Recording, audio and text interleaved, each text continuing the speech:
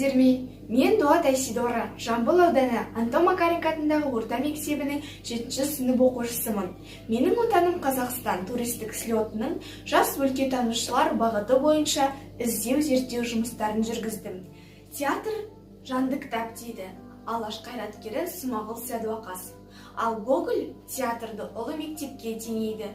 Қағазға түскен пьесаға жан бітіп, кітапқа айналып, сахнаға шыққанша қаншама жолдан өтеді. Қазақстанда қазіргі уақытта 50-ден аса театр бар. Тәуелсіздік алғаннан бері елде 20 мыңға жуық театр ашылған. Жамбыл облыстық драма театры 1936 жылы Бейімбет Майлиннің «Келін мен шешей» атты комедиясымен ашылды.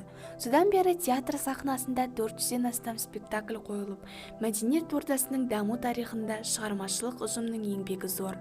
Облыстық драма театрының репертуары Мұхтар Әуезовтің, Ғабит Мүсіреповтің, Шахмардан Құсайыновтың, Шыңғыс Айтматовтың, дүниежүзілік классикадан Шекспирдің, Гогольдің, Чеховтың туындыларымен толықты.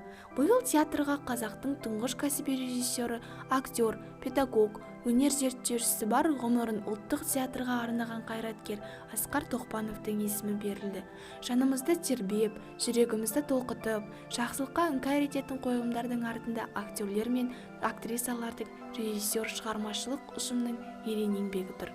Өміршең өнер театрдың шығармашылық өркендеуіне үлес қосып жүрген аға буын өкілдердің жолын жалғап келе жатқан жастар да жетерлік. Солардың бірі жас актер, режиссер Елжан Жармұхамедовпен сұхбат құрып, театр тынысы жайында білген едім.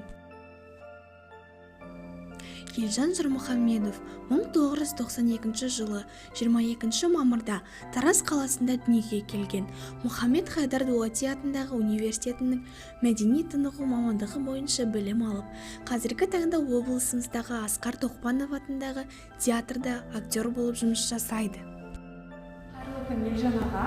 Менімен сұхбат берудің бүгінгі сәт түсіп тұр екен.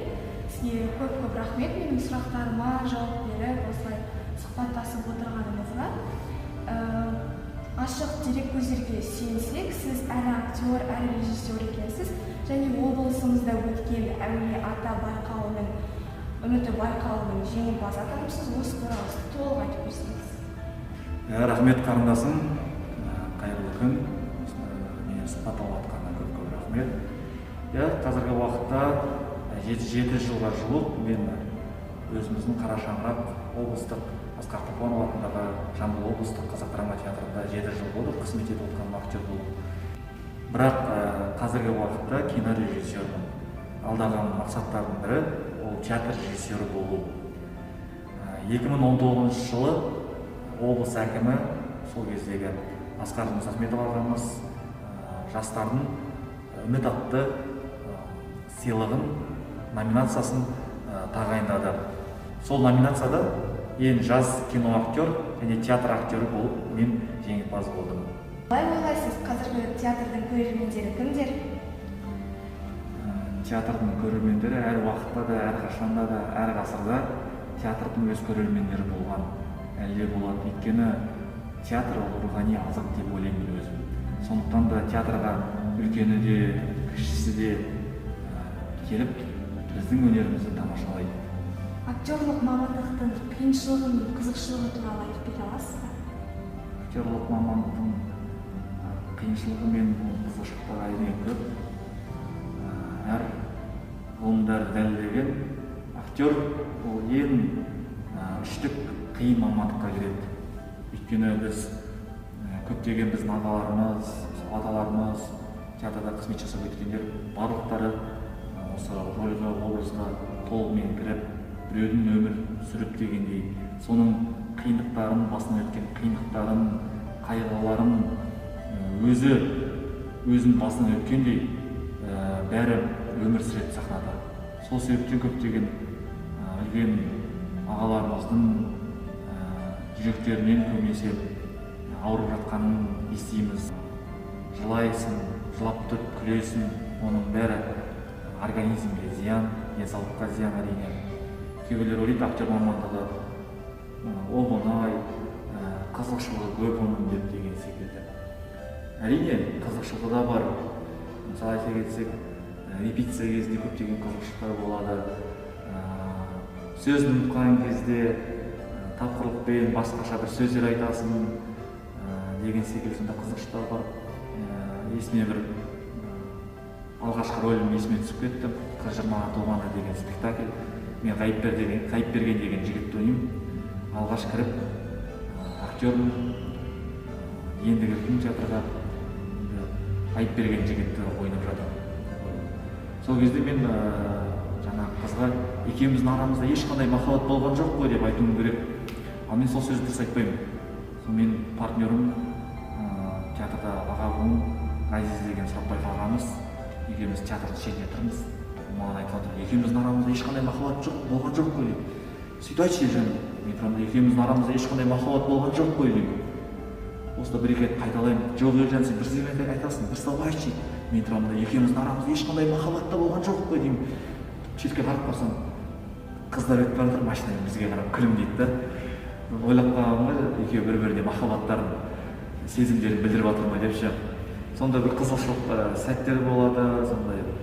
Ал көбінесе актер мамандығы өте қиын. Театрдағы сахналық қойылымдардың ерекшелігі неде? Ұлттық құндылықтарды, дәстүріміз бен төл мәдениетімізді дәріптеудегі ұстанымдарыңыз қандай? Халыққа айтар ойы бар. Қазіргі біздің қойылымдардың ерекшелігі ол ұлттық құндылық, отбасылық құндылығы, салт дәстүрімізді жоғалтпау үшін отбасында үлкен мен кішіге сыйластық, ата-анаға сыйластық деген секілді құндылықтарды ұмыттырмау үшін мен актер әрі режиссер ретінде сондай спектакльдер қойып, сонымен өзі қойылымдар ерекшеленеді деп ойлаймын. Қалай ойлайсыз, актер болмасаңыз кім болар едіңіз?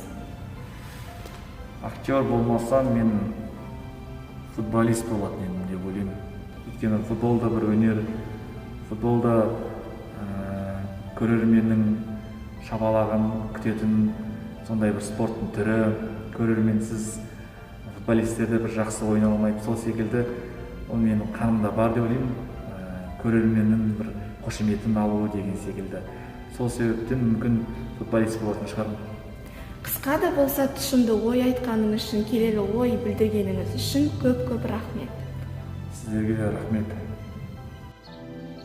Қазақтың айтулы режиссері Асқар Тоқпанов атындағы жоғары талғамға сай заманауи өзекті тақырыптарды көтеріп, театр өнеріне жаңаша көзқарас қалыптастыру жолында еңбек етіп келе жатқан кіші отаным өңіріміз Әулиеатадағы Жамбыл облыстық драма театрының өңіріміздің халқына ғана емес, республика көлемінде рухани тынысымызға әсері зор деп ойлаймын.